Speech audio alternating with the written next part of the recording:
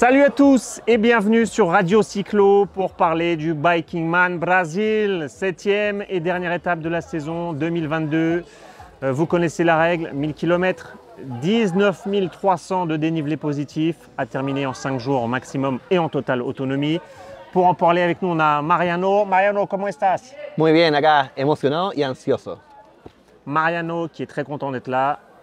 Il est content, mais aussi il est très anxieux avant cette course et il a raison puisque c'est l'aventure totale. Comme l'avait dit Axel pour la première édition, c'est le Dakar du vélo. Mariano, il vient du Chili. Il est le directeur de la course Across Andes avec Paulina. Entonces, Mariano, ¿cómo estás? ¿Cómo te sientes la carrera? Me siento bien, bien, tranquilo, con ganas de conocer acá la región salvaje de Brasil. Bueno, con ganas también de ver los colores, esperar que se me aparezca alguna ave extraña, no sé, pero feliz, me siento bien y con ganas de avanzar durante la ruta. Bon, Mariano se sent très bien, évidemment. Comment ne pas se sentir bien quand on est ici au Biking Man Brésil?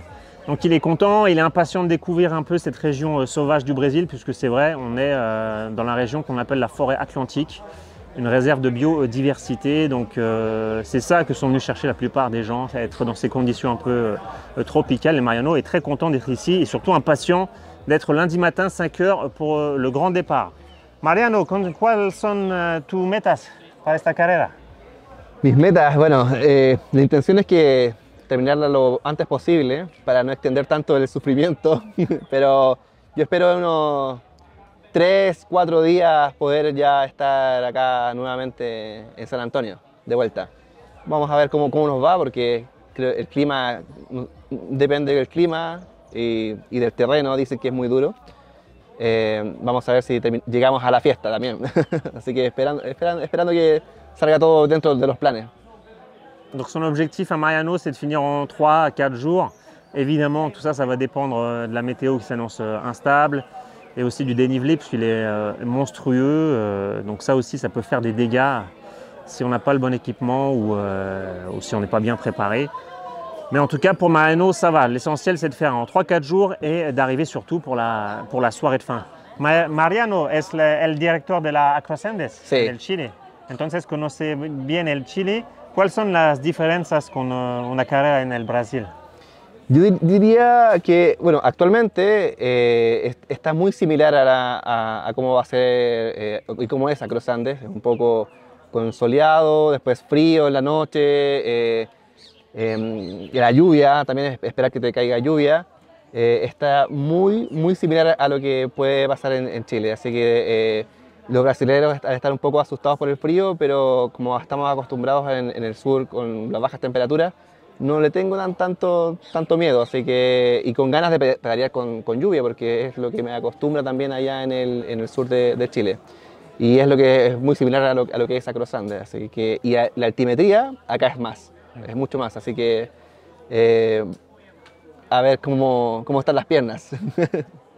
Donc je lui ai demandé c'est quoi un peu les différences entre le Chili et le Brésil. Pour lui en fait c'est assez similaire, c'est-à-dire que il y a des grandes variations de température, il peut faire très chaud la journée et très froid la nuit, surtout en altitude. Il y a aussi le fait que la météo peut changer, qu'il peut y avoir fréquemment de la pluie. Ce qu'il nous disait c'est que lui en tout cas il est habitué à ces conditions au Chili, donc il n'est pas très craintif sur le fait de retrouver ces situations au Brésil, c'est-à-dire des variations de température, de la pluie. Pédaler sous la pluie, il sait faire. Donc la principale inconnue, c'est plutôt sur le dénivelé qui est beaucoup plus important ici au Brésil qu'au Chili, notamment sur la course qu'il a créée, la Across Andes. Entonces, Mariano, ¿puedes hablar un poco de tu equipamiento para la carrera? Sí, esta vez lo quise hacer distinto. Siempre uso seatback, la bolsa trasera. Y uso el frameback y un top tube que es medio. Y quise un poco privilegiar lo liviano, usando un top tube más largo y un frameback un poquito con más capacidad para no andar con la bolsa trasera, y como vamos a subir mucho, no quiero que la tracción se vaya hacia atrás, sino que esté todo concentrado en el centro. No quería llevar chaqueta de pluma, pero ahora De dije, pluma es para el frío. para el frío. Dije, bueno, no va a hacer tanto frío, pero quizás la zona alta, no la conozco, pero dicen que va a estar muy helada, preferí llevarla. Ahí llevo mis chaquetas de lluvia, pero que son muy livianas.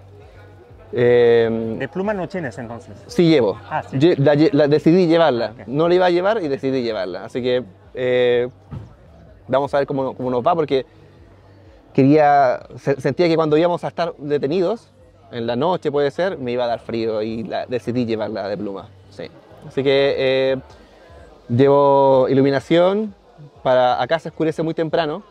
A las 6 ya está bajo el sol, así que llevo, para no estar parando tanto para cargar iluminación, Con la power bank. llevo power bank y además llevo 2 juegos de luces para adelante y para atrás bien potentes, además del frontal de la cabeza, y así que voy no con muchas cosas. Alimentación poca en ruta, solamente un poco de sales para deshidratarse. Y pretendo comer y dormir en los hostales que están durante el camino, así que llevo pocas cosas. Bon allez, je vais essayer de vous traduire et de retenir tout ce qu'il vient de dire. Il a choisi une option déjà sans sacoche de sel. Il a essayé de concentrer le maximum de poids sur les sacoches qui sont sur le cadre. Pourquoi? Parce qu'il voulait que le centre de gravité du vélo soit assez concentré et pas qu'il pèse un peu sur l'arrière, puisqu'il y a beaucoup de dénivelé. Donc évidemment, je suppose que quand on monte, avoir du poids sur l'arrière, ça vous tire un peu vers le bas. Donc il a surtout en fait des sacoches de cadre et des sacoches à l'avant, rien derrière. Ensuite, ce qu'il faut retenir d'autre, c'est qu'il a hésité, mais il a quand même fait le choix de prendre une doudoune. Donc une veste vraiment pour le froid, car la nuit, les températures vont baisser, vont être en dessous des 10 degrés sur certaines portions, ça c'est une certitude. Surtout au parc national d'Itataya, où pour l'avoir vu l'année dernière, c'était proche du zéro. Donc il a fait le choix de prendre des affaires d'hiver, évidemment ça prend un peu plus de poids et un peu plus de place. Il a aussi, à noter, pris beaucoup de solutions pour tout ce qui est éclairage, puisque c'est vrai que le soleil ici se couche très tôt. Vers 18 h, il fait déjà nuit. Donc il a une power bank avec lui, plusieurs lampes de rechange, une lampe frontale également, pour pouvoir être à l'aise la nuit, car en final, les heures d'ensoleillement sont assez minimes à cette période de l'année au Brésil. Et Mariano, ¿cuáles son tus experiencias durante la carrera? ¿Es la aventura o solo la voluntad de hacer un buen tiempo final? Sí, la verdad es que siempre digo que voy a la aventura, que voy a disfrutar, que lo voy a pasar bien, pero después al final me meto en la carrera y quiero ir ganando posiciones, veo los puntos que mi punto no se vaya retrocediendo, sino que siempre ir ganando posiciones, y después entra ese gustito por quedar bien posicionado, no quedar dentro de los primeros lugares, pero estar ahí bien posicionado, tratando de ganar posiciones. Eso, como que voy a ir comiendo corredores. Entonces las primeras horas son la aventura y después sí. Competición. O después puede que vuelva de nuevo a la aventura, así que todo depende. Todo depende de cómo esté el ambiente. Donc au début, alors je lui ai demandé quels sont ses objectifs durant cette course. Donc évidemment, il m'a dit qu'au début, il veut vivre une aventure comme tout le monde, et qu'après tu te prends au jeu et que tu passes en mode compétition et tu essaies toujours de gagner des places, d'essayer d'attraper les mecs qui sont devant toi.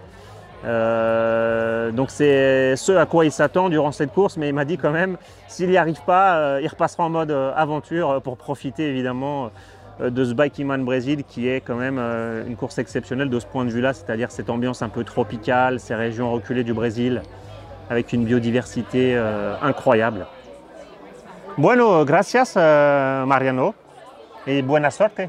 Gracias a ti, Cedric, y un gusto como siempre, y ahora a la aventura y disfrutar.